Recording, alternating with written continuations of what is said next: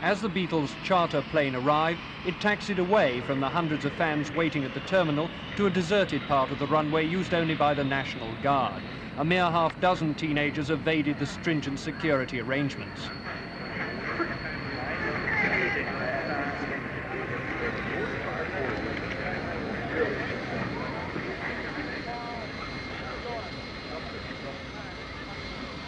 Concerned about their visit to the South, the Beatles could at least take comfort from the success of the tour so far. With only half their concerts over, they had already grossed over $500,000, and their latest single, Yellow Submarine, had sold 1 million. Is this your first trip south? No, we've been to Texas before. Where are you going when you leave here? Cincinnati, that's it. Cincinnati, yeah. and then how long are you going to be in the States? About two more weeks. 2 more weeks? Yes. What did you have for lunch? Oh, I didn't eat much. I didn't eat much. Anyway, I must go. It's getting boiling. All right. Thank you very much.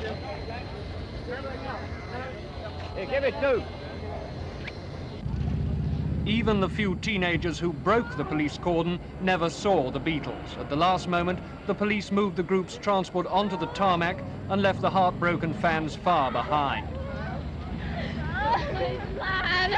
The police lied? What did they lie about, honey? They told us they'd come down there where we could see them.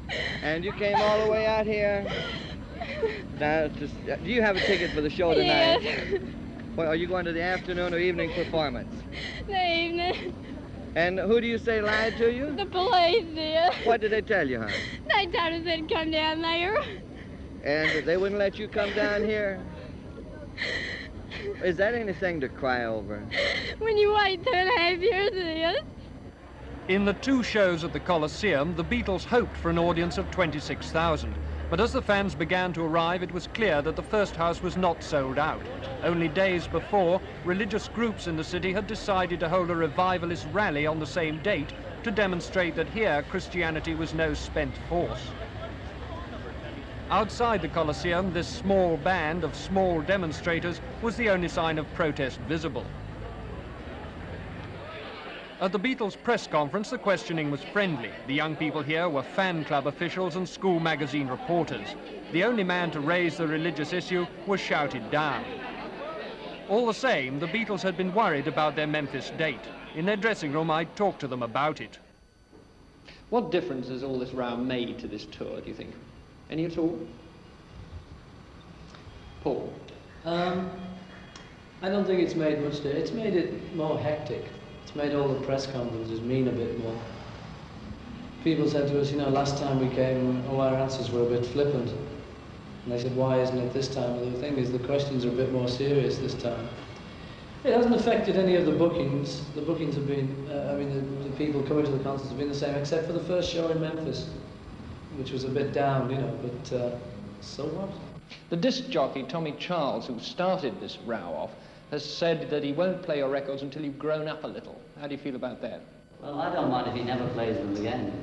You see, this is the thing, everyone seems to think that when they hear us say things like this, that we're so childish, you can't say things like that unless you're a silly little child. But and if he was grown up, he wouldn't have done the thing, because he only did it for a stunt anyway. So, who's he to say about growing up? Who is he? Who is this guy? Who is he? Who? Apart from that, it's great. Having a swinging tour. Do you feel that Americans are out to get you, that this is all developing into something of a witch hunt? No, we thought it might be that kind of thing. I think a lot of people in England did, because there's this thing about, when America gets violent, gets very hung up on a thing, it tends to have this sort of Ku Klux Klan thing around it. It seems to me you've always been successful because you've been outspoken and direct and forthright and all this sort of thing. Does it seem a bit hard to you that people are now knocking you for this very thing? Yes, Richard. It seems very hard. It seems hard, free speech. But is it possible just to say what you think all the time? What about 14-year-old teenagers who think you're absolutely marvellous and can't bear to be heard? You see, we're not, when we say anything like that, we don't say it older people seem to think to be offensive. We mean it helpfully, and if it's wrong, what we say, okay, it's wrong, and people can say, you're wrong about that one. But in many cases, we believe it's right, we're quite serious about it. But do you mind being asked questions? For example, in America, people keep asking you questions about Vietnam. Does this seem useful? Well, I don't know. You know, if you can say that war's no good and a few people believe you, then it may be good. I don't know. You can't say it too much, though. That's the trouble. It seems a bit silly to be in America and for none of them to mention Vietnam as if nothing was happening. But why should they ask you about it? You're successful entertainer. That is the thing. You know. Because Americans always ask showbiz people what they think about it. So do the British, you know. Showbiz, you know how it is. But I mean, you've just got to, you can't just keep quiet about anything that's going on in the world unless you're a monk.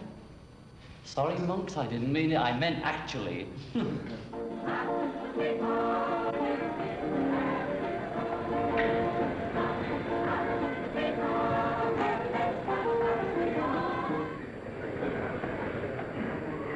Concerning the purpose of this rally, I thank God Jesus Christ is popular with me because he saved me 31 years ago.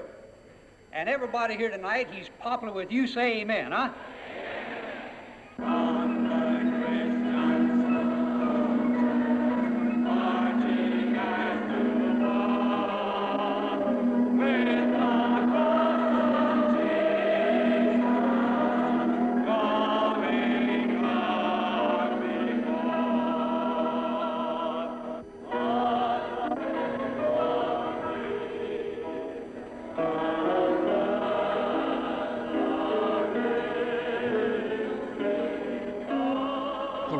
Proved an impressive demonstration of the strength of religious feeling among the young people of Memphis.